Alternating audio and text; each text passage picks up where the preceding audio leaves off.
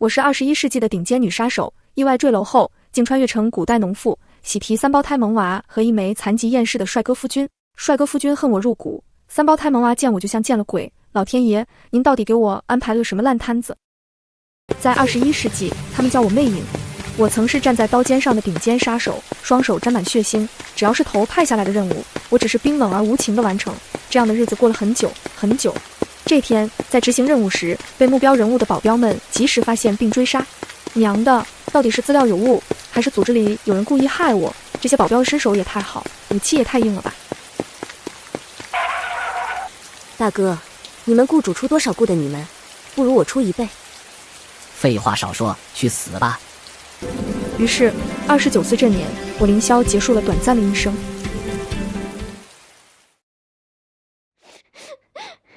娘是不是死了？大哥，我好饿。一阵低低的小孩哭声将我吵醒，睁开双眼，发现这是一个完全陌生的世界。我不是死了吗？还有，这3个脏兮兮的小豆丁是谁？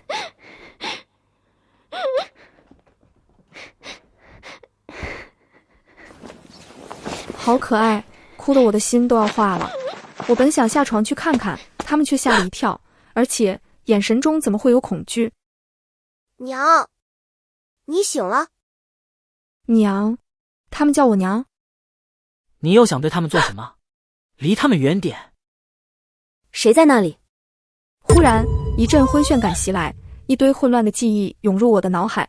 原来我穿越了，穿越到这个跟我名字一样的懦弱农妇身上。她因为生活困苦，丈夫残疾，常常将怨气撒在自己的3胞胎孩子们身上。而刚刚那个冰冷的声音，看来就是她的丈夫。我循声望去，便看到了躺在床上的沈玉，顿时心中一跳。我这便宜夫君这么俊俏的吗？他虽然脸色苍白，但如果养一养，打扮一番，简直就是天才啊！出去！可惜他的腿。听说是2个月前在镇上读书时，因得罪权贵，被人暗算打断了一条腿。也是，他本是这个村里最有出息的读书人，因天资聪颖，被路过的一位老夫子看中收为弟子，年纪轻轻便已考中举人，前途一片光明，肯定惹来不少嫉妒。如今前途尽毁，这才被迫回到村中。看着他那满是敌意和厌恶的眼神，他肯定以为我刚刚是要打骂孩子们。我说过多少次，不许你再打骂他们。如果你再屡劝不听，我随时可以一封休书让你滚。再也不打了，再也不骂了，你消消气。开什么玩笑，我可不想回到原主的原生家庭去。他那刻薄后母和几个恶鬼弟妹，我怕我会忍不住自己的手。况且这么帅的便宜夫君，还附送这么可爱的3胞胎儿子，我那颗冰冷了20多年的杀手之心，第一次被一种名为责任的东西填满。尴尬之时，忽然一阵巨响。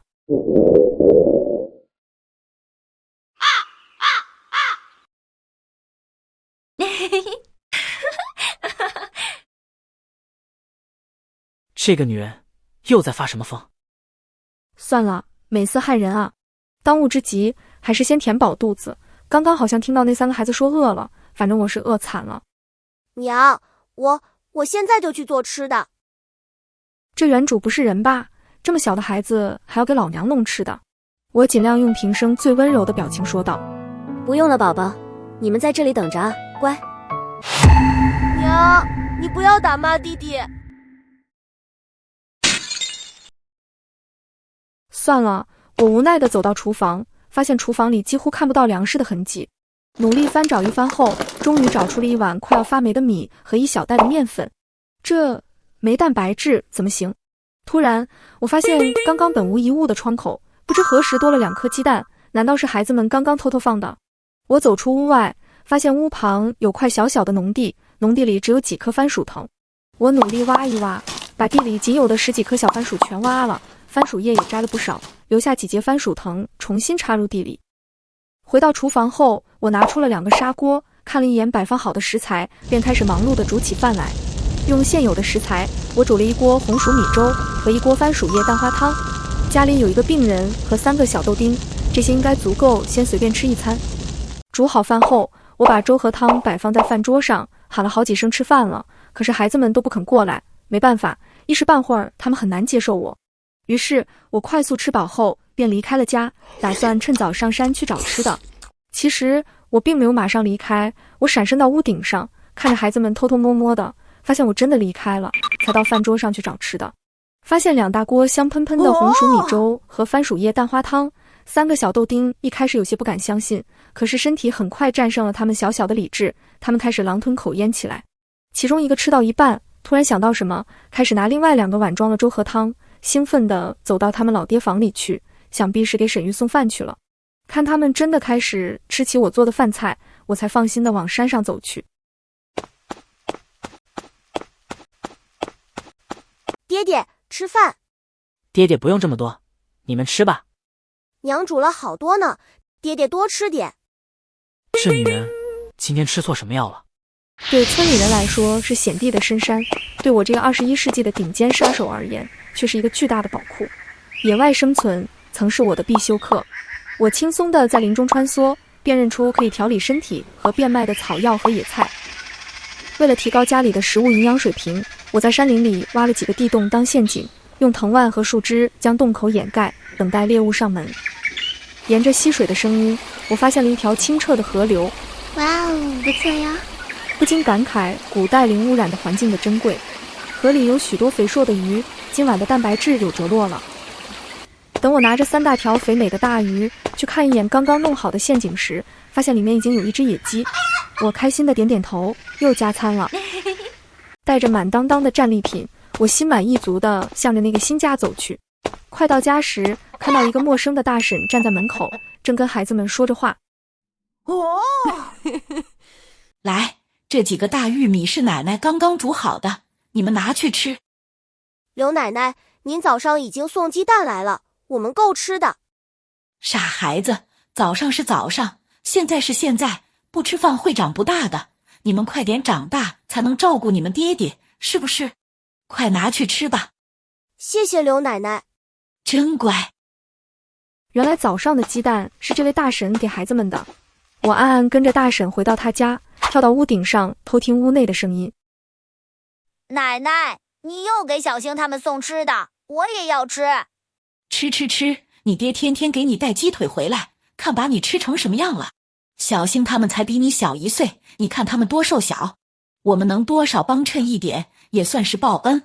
别忘了，你小叔现在能在镇上当掌柜，多亏了当初小星他们的爹教过他识字好几年，我们现在日子才比较好过的。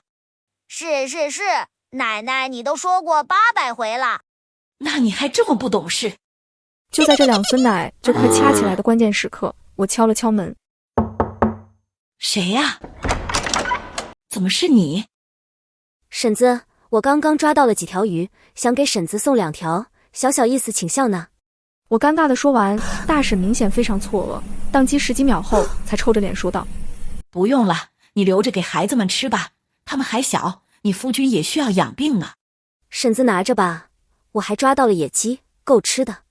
大婶犹豫了一下，才拿走其中1条鱼。1条就够了。这臭婆娘今天发什么疯？天色不早了，送完鱼感激大婶平时对孩子们的照顾，我才赶紧回家去做晚饭。厨房里的大砂锅里正翻滚着的是奶白色的鲜鱼汤，屋外刚刚做好的简易架子上正在烤着那只野鸡，表皮金黄冒油，香气扑鼻。3个小豆丁瞪大眼睛吞口水，不敢靠太近，却又舍不得离开。大哥，好香啊！等我再次摆放好饭菜，大声喊吃饭了。这一次，孩子们不再像早上那样害怕不敢出现，而是快速坐到椅子上狼吞虎咽起来。看着他们顾不上烫嘴，甚至连骨头都想嚼碎了咽下去，眼睛里闪烁着单纯的满足感，我的心像被什么东西狠狠揪了一下。我忍不住伸手帮其中一个孩子擦嘴角的汤渍，眼神温柔，心中坚定，以后只要有我在，绝不会再让你们饿肚子。慢点吃。娘，肉好香。娘，以后还有吗？当然有，以后每天都有肉吃。就在这时，沈玉静倚着拐杖慢慢走了进来。短暂的错愕过后，我给她盛了一碗鲜鱼汤。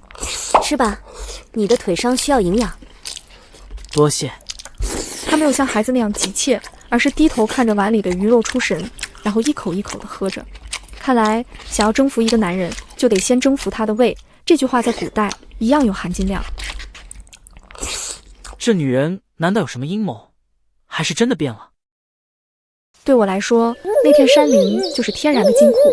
之后的日子，我把一张张的野兽皮毛拿到镇上的皮货行去变卖，换成了沉甸甸的铜钱和银两。用这些钱，我给孩子们、田义夫君和我自己都买了些新衣裳。我也如我所承诺的那样，让家里天天都有肉吃。看着这3个小包子从面黄肌瘦的小乞丐变得圆润可爱，我竟然有了一种前所未有的成就感。我天天给沈玉的断腿敷药，渐渐的，他不再抗拒和推开我。忍着点，这些草药能活血化瘀，虽然接不好骨头，但至少让你阴雨天不那么疼。你会医术？以前为了活命学的。午后阳光透过窗户洒入，他原本充满敌意的眼神，此刻只剩下复杂的探究和一丝难以察觉的动容。一日大雪纷飞的深夜，我从山上疲惫的回家，周围漆黑一片，唯独我们家那扇破旧的窗户透出温暖的光。推开门，沈玉并没有睡，他手里拿着一本书，看到我进门，他似乎松了一口气，但又别扭地转过头去。你还不睡？回来了就早点睡吧。也就是从那个流烛火的夜晚开始，我知道在这个异世我不再是孤身一人了。这个别扭的男人正在用他自己的方式接纳我。这样平静的日子很快就被打破。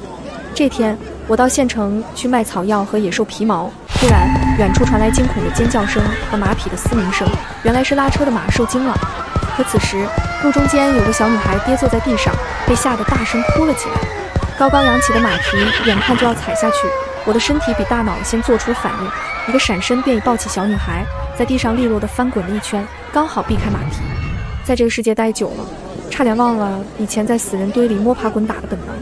女孩呆呆地看着我，还没反应过来，一个衣着朴素但气度不凡的白胡子老头拨开人群冲过来，一把抱住小女孩，老泪纵横。哎呦，曼曼没事吧？吓死爷爷了！恩人，多谢女侠出手相救。老夫姓孙，你可以唤我孙老，不知该如何报答女侠。孙老，要葫芦？难道运气这么好，这就让我碰上了传说中的神医？报答不必，不过看老先生的打扮，可是大夫。既是恩人所问，小老儿也不好隐瞒。女侠家中可是有人寻医？是的，请孙老救救我相公。我没想到一次本能的救援竟会改变这个家。传说中的隐士神医此刻正在仔细摸沈玉的腿骨，眉头紧锁。沈玉从震惊转为紧张，似乎也没想过我这个妻子竟会请来这种级别的大夫。骨头长歪了，若想重新站起来，必须打断旧骨，重新接正。这痛苦常人难以忍受。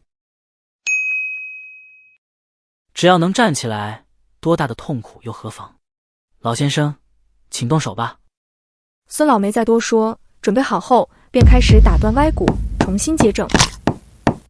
看着沈玉痛得浑身冷汗直冒，却死咬着嘴唇不肯叫出声的样子，我心疼地冲过去握着他的手。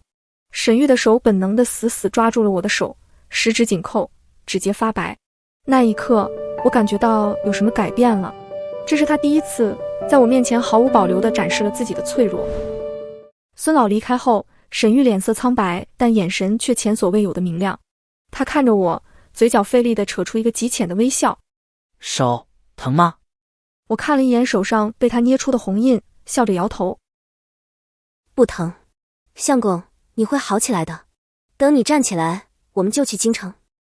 好，我们去京城。从他的眼睛里，我看到了熄灭已久的火焰重新燃了起来。那是野心，这个被命运捉弄而变得抑郁厌世的男人，终于摆脱了自卑，捡起了对未来的勇气和希望。半年之后，沈玉的腿终于完全恢复，我也赚了不少钱，便把房子卖了，准备全家搬去京城。毕竟沈玉要继续科考，京城才是他的舞台。可是有一件事在离开前必须做。沈玉那穷酸废材，当年考第一又怎样？本公子让人废了他一条腿，他还不是只能像条狗一样爬回山沟里。原来当年那场意外是你这只肥猪的手笔。很好，这笔账我早就想好好算算了。既然你这么喜欢打断别人的腿，那我也让你尝尝这滋味。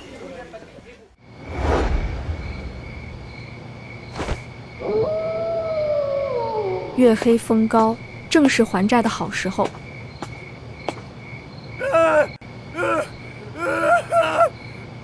你是谁？你知道我爹是谁吗？吵死了！有些人你惹不起，至于是谁，留着你下半辈子在床上慢慢想吧。不要，饶了我吧！回到客栈时，天已经亮了。沈玉看了我一眼，似乎猜到什么，可他什么也没问，只是走过来温柔地替我擦手。手脏了吗？沾了点灰，洗洗就干净了。气出完了，咱们可以出发了。好，我去叫孩子们起床，我们出发去京城。恩怨已了，从此以后，我要让他干干净净地走上青云路。